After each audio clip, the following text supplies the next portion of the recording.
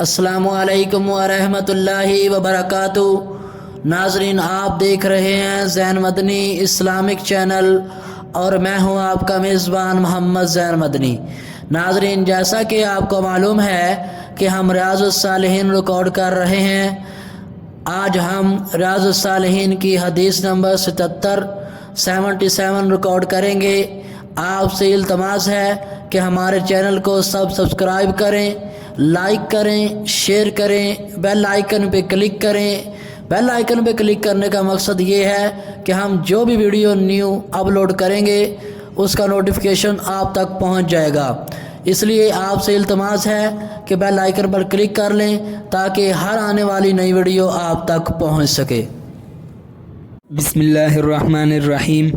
ریاض الصالحین جلد اول، باب نمبر 7، باب الیقین والتوکل۔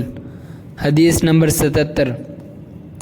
حضرت ابو ہریرہ رضی اللہ عنہ سے روایت ہے کہ نبی کریم صلی اللہ علیہ وسلم نے ارشاد فرمایا، ایسے لوگ جنت میں جائیں گے جن کے دل پرندوں کے دلوں کی طرح ہوں گے۔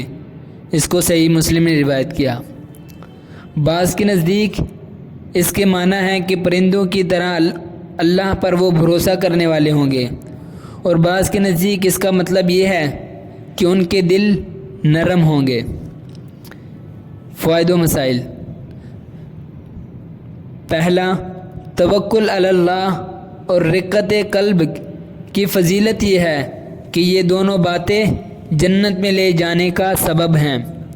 نمبر 2، مومن کے دل میں رزق و معیشیت کی زیادہ فکر نہیں ہونی چاہیے، بلکہ ان کے دل پرندوں کے دلوں کی طرح ہونے چاہیے جو اپنے لیے کچھ جمع کر کے نہیں رکھتے، بلکہ ہر روز صبح رزق تلاش میں نکلتے ہیں اور شام کو سیر ہو کر واپس لوٹتے ہیں۔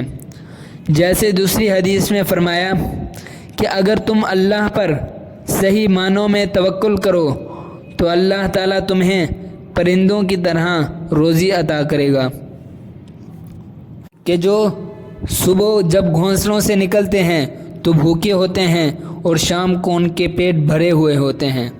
وآخر دعوانا ان الحمد للہ رب العالمین۔